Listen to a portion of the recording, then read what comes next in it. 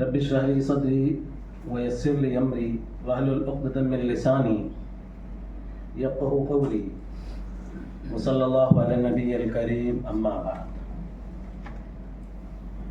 محترم جناب ڈاکٹر سید فاروق صاحب، بہت شکریہ، آپ نے مجھے حکم دیا. جزاکم اللہ. فاروق صاحب کی نعت نے مجھے مسحور کر دیا، ریئلی بہت زیادہ مسحور کر دیا. میں انشاءاللہ کوشش کروں گا وقت پر اپنی بات ختم کر دوں. میراث کی اہمیت دیکھیے. میراث کا کیس یہ ہے، کوئی بھی چیز ہو، آپ اس کو جب اس کے براڈر فریم ورک میں دیکھتے ہیں تو چیزوں کی اہمیت سمجھ میں آتی ہے. یہ میرے سامنے موبائل ہے، اس میں ایک چپ ہوتی ہے. وہ چپ اگر آپ کو ہاتھ لگے تو شاید اس موبائل کے بغیر اس کی کوئی معنویت آپ نہیں سمجھ پائیں. ڈیوائس میں جب تک وہ نہ ہو تب تک وہ نہ ڈیٹا پروسیس کر سکتی ہے، نہ آپ کو ویڈیو دکھا سکتی ہے، نہ کوئی اور کام آپ کے آ سکتی ہے. لیکن جب وہ اس موبائل میں سیٹ ہو جاتی ہے پھر آپ کے لیے وہ بہت قیمتی ہو جاتی ہے. بالکل اسی طرح میراث کا کیس ہے. میراث کو جب ایک فریم ورک میں آپ سیٹ کر کے دیکھتے ہیں تو آپ کو اس کا سگنیفیکینس دکھائی دیتا ہے. اس کے فریم ورک سے ہٹا کر فریگمنٹڈ انداز میں، سیپریٹ انداز میں ایک حکم کے طور پر لیتے ہیں تو آپ کو صرف ایک مذہبی ہدایت دکھائی دیتی ہے. مذہبی ہدایت ہے، ٹھیک ہے، ہمیں مانیں گے، اور نہیں مانی تبھی کون سے مذہب کی کتنی باتیں ہم مانتے ہیں. جب آپ اس فریگمنٹڈ انداز میں، علاحدہ انداز میں لے لیتے ہیں، لیکن جب آپ اس کو قرآن کے براڈر فریم ورک میں دیکھیں گے تب آپ کو دکھائی دے گا میراث کیا ہے. قرآن کا جو براڈر فریم ورک ہے، وسیع تر فریم ورک ہے اس کی سوچ کا، وہ کیا ہے؟ قرآن کا براڈر فریم ورک یعنی جو سوچ قرآن فراہم کرتا ہے اس کا وسیع ترین فریم ورک وہ دراصل کمزوروں کا امپاورمنٹ ہے، جسٹس ہے، انصاف ہے. ان اللہ یأمر بالعدل والاحسان. قرآن کی ہر تعلیم کو آپ دیکھیے وہ اسی تعلیم کے ارد گرد گھومتی ہوئی آپ کو دکھائی دے گی. جسٹس، انصاف، انصاف. قرآن جس صراط مستقیم کا ذکر کرتا ہے سورہ انعام ایک آیت 151 153 میں، اس پوری صراط مستقیم کو وہ قرآن نے 2 آیتوں میں سمیٹ دیا ہے. قل تعالوا واتلوا ما حرم ربکم، پوری آیت میں. اس میں آپ دیکھیے جتنے احکام دیے گئے ہیں وہ سب کے سب جسٹس کے ارد گرد گھومتے ہیں. پوری صراط مستقیم جسٹس کے ارد گرد گھوم رہی ہے. انصاف، انصاف، کمزوروں کا امپاورمنٹ، کمزوروں کی تقویت کاری. یہ وہ فریم ورک ہے جو قرآن سوچ کے لیے آپ کو پرووائڈ کرتا ہے. تو میراث بھی اسی فریم ورک کا ایک حصہ ہے. جب آپ اس فریم ورک میں میراث کو دیکھیں گے تو آپ کو معلوم ہوگا کہ میراث اس لیے ہے کہ کمزوروں کو طاقتور بنایا جائے. ویلتھ کنسنٹریشن ایک ہاتھ میں نہ ہو جائے. اس کو روکنے کے لیے قرآن نے کیا کیا؟ ہدایت دی، میراث تقسیم ہوگی، نہیں تو دولت کا ارتکاز ہو جائے گا ایک ہاتھ میں. قرآن چاہتا ہے کہ آرفن، یتیم، عورتیں، کمزور، بوڑھے، ان کا خیال رکھا جائے. اس لیے میراث میں سب کے حصے مقرر کیے گئے. تو براڈر فریم ورک میں جب آپ دیکھیں گے تو آپ کو معلوم ہوگا کہ میراث صرف اور صرف ایک مذہبی حکم ہی نہیں ہے، بلکہ اتنا طاقتور ہتھیار ہے. یہ ایک ایسا ٹول ہے، اس کو ٹھیک سے استعمال کیا جائے تو یہ قوموں کی تقدیروں کے لیے گیم چینجر ثابت ہو سکتا ہے. یہ سوشل ٹرانسفارمیشن کا ایک بہترین ٹول ثابت ہو سکتا ہے. میراث جب تقسیم ہوتی ہے تو اس کا اصل مقصد کیا ہے؟ اصل مقصد میں نے ابھی عرض کیا، کمزوروں کا امپاورمنٹ. جو لیس فارچونیٹ ہیں، جو پیچھے زندگی کی دوڑ میں پیچھے چھوٹ گئے ہیں، ان کے ساتھ دیا جائے. کوئی شخص یہاں کمزور نہ رہ جائے. سب کے ساتھ انصاف کا معاملہ ہو، سب کو خوشحالی کا، تعلیم حاصل کرنے کا، آگے بڑھنے کا موقع فراہم کیا جائے. اس لیے دولت کو تقسیم کیا گیا. اب اس مقصد کو سامنے رکھ کر جب میراث کو آپ سمجھنے کی کوشش کریں گے تو اسی سے اندازہ ہوگا کہ ہمیں میراث کا استعمال کیسے کریں گے. یہ مقصد جب سامنے ہوگا تو پھر میراث کو ہم اسی کے مطابق استعمال کریں گے. چونکہ اس کا مقصد یہ ہے کہ ویلتھ ڈسٹریبیوشن صحیح طریقے سے ہو. تو اب کیا ہوگا؟ جب میراث آئے گی ہاتھ میں تب اس کا مطلب یہ ہے کہ وہ ٹرسٹ ہے، ایک امانت ہے آپ کے ہاتھ میں. اس بات کی امانت ہے کہ اس کے ذریعے سے کمزوروں کا ساتھ دیا جائے، ہر ایک کے ساتھ انصاف ہو. مثلا ابھی عورتوں کے حقوق کی بات کی تھی، بس میں ایک پہلو کی طرف توجہ دلانا چاہوں گا کہ میراث کس طرح سے عورتوں کی تقویت کاری کا کام کرتی ہے. ویمن امپاورمنٹ کا ایک ٹول ہے میراث. یہ بہت غلط پرسپیکٹو میں پیش کیا جاتا ہے قرآن کی اس آیت کو، للذکر مثل حظ الانثیین.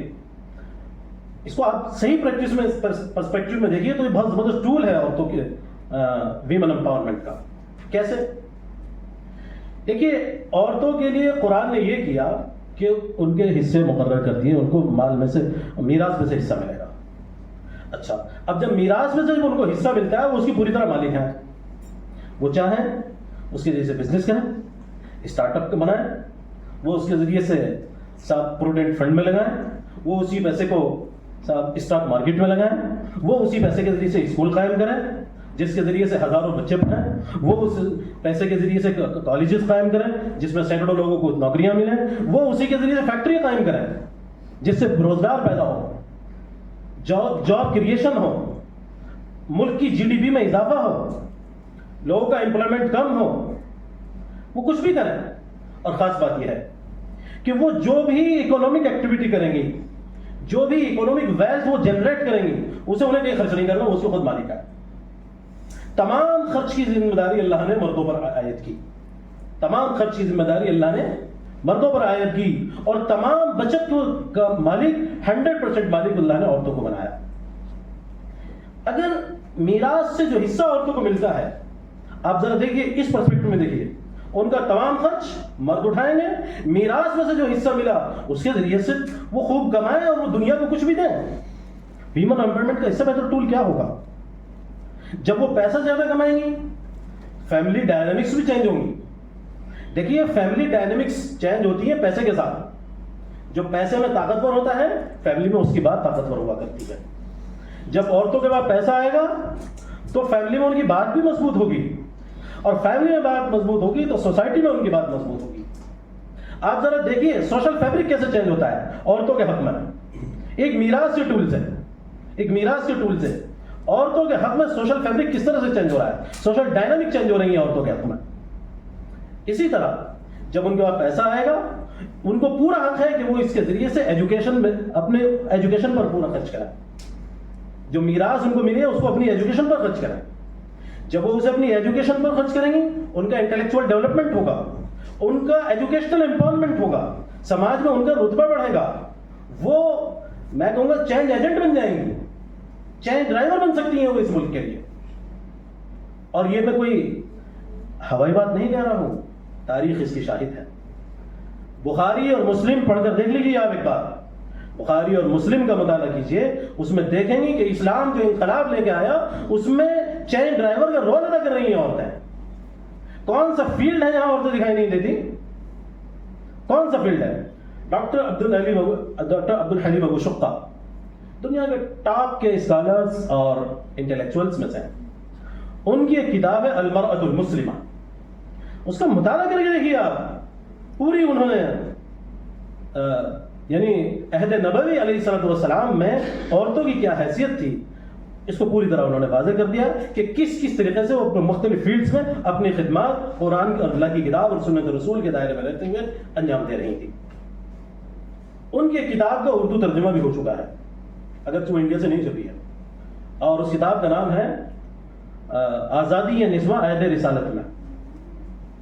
تو بہرحال میں عرض یہ کرنا چاہ رہا تھا کہ میراث ویمن امپاورمنٹ کا بھی ایک ٹول ہے. میراث کے ذریعے عورتیں طاقتور ہوتی ہیں. میراث کے ذریعے میں بس 2 منٹ اور لوں گا، اس کے بعد میں بات ختم کرتا ہوں 2 سے 3 منٹ میں، کہ میراث کے ذریعے سے آپ چاہیں تو اس سوسائٹی کو بہت کچھ بدل سکتا ہے. میں ایک مثال اس کی دینا چاہوں گا. ہمارے میراث کے سلسلے میں ہمیں اپنے عوام کو ایجوکیٹ کرنے کی ضرورت ہے. ہمیں بتانا ہوگا کہ جو میراث جو تمہیں ملنے جا رہی ہے، یہ میراث اس کا مقصد کیا ہے. اس کا مقصد یہ ہے کہ ویلتھ سرکولیشن رہے، ویلتھ ڈسٹریبیوشن ہو، اور دولت کی جب تقسیم ہو، دولت کا جب ارتکاز نہ ہو تو یہ دولت کہاں جانی چاہیے. لہذا یہ دولت کمزوروں کے پاس بھی جانی چاہیے میراث میں جو مل رہی ہے، اور یہ جو کمزوروں کے پاس بھی جانی چاہیے. تو اب تمہارا فرض ہے کہ میراث میں سے ایک حصہ کمزوروں کے لیے خرچ کرو، اور اس کی قربانی اس کی بنیادیں موجود ہیں. قرآن خود اس سلسلے میں واضح کرتا ہے. یہ کوئی نئی بات نہیں ہے. اب میں اس کو پاکستان کی ایک فیملی کی ایک مثال کے ذریعے سے واضح کرنا چاہوں گا. پاکستان کی ایک فیملی ہے, انہوں نے یہ کیا کہ میراث جب تقسیم ہوئی تو تقسیم میراث کے وقت ہی انہوں نے میراث کا ایک حصہ وہ ایجوکیشنل ایکٹیویٹیز کے لیے ڈونیٹ کر دیا. اسی ایجوکیشنل ایکٹیویٹیز سے, اسی فنڈ سے ایک تعلیمی ادارہ قائم کیا گیا, کالج قائم کیا گیا, جس کے اندر بچے پڑھتے تھے, لڑکے اور لڑکیاں دونوں تعلیم پاتے. تو آپ دیکھیے میراث کے فنڈ کو کس طریقے سے پاکستان کی اس فیملی نے ایجوکیشنل ڈیولپمنٹ کے لیے استعمال کیا. اس کی ایک مثال میں بنگلہ دیش سے دینا چاہوں گا. بنگلہ دیش میں آپ جانتے ہیں بنگلہ دیش کی ایک بڑی شہرت مائکرو فائنینسنگ کے لیے ہے. محمد یونس بڑا نام ہے بنگلہ دیش کا. تو وہاں کیا ہوا بنگلہ دیش میں کہ انہوں نے میراث کے پیسے سے ایک فنڈ قائم کیا. میراث کے پیسے سے انہوں نے ایک فنڈ قائم کیا اور اس فنڈ کو اکٹھا کر کے انہوں نے یہ کیا کہ جو لوگ جن لوگوں کو میراث ملنے والی تھی, آگے یہ توقع تھی اب بھولا بھولا کو میراث ملے گی, ان کا پہلے ہی حساب لگا کے رکھا کہ صاحب ان کو اتنا میراث میں سے حصہ ملنے والا ہے. وہ موت ہو گئی ہوگی, کسی کی جو بھی صورت حال نہیں ہوگی, تو اور پھر ان لوگوں کو اس فنڈ سے لون دیا گیا, مائکرو فائنینسنگ ہوئی. ان میں کچھ عورتیں بھی شامل تھیں. ان کو فنڈ دیا گیا, اس فنڈ کے ذریعے سے انہوں نے کاروبار شروع کیا, چھوٹے موٹے اسٹارٹ اپ کا شروع کیا اپنا. اس کے ذریعے سے ایمپلائمنٹ جنریشن ہوا. پھر کیا ہوا, جب ان کو میراث ملی تو اس میراث سے جو ان لوگوں کو ملی ہے وہ لون واپس کر دیا گیا. جب یہ لون واپس ہوا تو اب اسی لون سے, اسی پیسے سے اور لوگوں کو بھی یعنی لون دیا گیا. تو آپ دیکھ سکتے ہیں صرف میراث کا پیسہ استعمال کر کے کس طریقے سے اکنامک ایکٹیویٹیز کو بوسٹ کیا گیا. خلاصہ یہ ہے کہ میراث کو اگر ہم درست طریقے سے استعمال کرنا چاہیں, میراث کو اگر درست استعمال کرنا سیکھیں اور اس پرسپیکٹو میں رکھیں قرآن کو, جس میراث کو جس پرسپیکٹو میں نے عرض کیا, قرآن کے براڈر فریم ورک میں رکھ کے اس کو دیکھنے کے عادی ہوں, تو پھر میراث آپ کی سوسائٹی کے لیے گیم چینجر ثابت ہو سکتی ہے, یا آپ کے سوشل ٹرانسفارمیشن کا ذریعہ ہو سکتی ہے, یا آپ کے بہت سارے مسائل کا حل کر سکتی ہے, اکنامی مسائل, ایجوکیشنل مسائل اور بہت سارے مسائل حل کر سکتی ہے. اقول قولی ھذا واستغفر اللہ لی ولکم اجمعین. ماشاء اللہ, الحمدللہ. ہمارے درمیان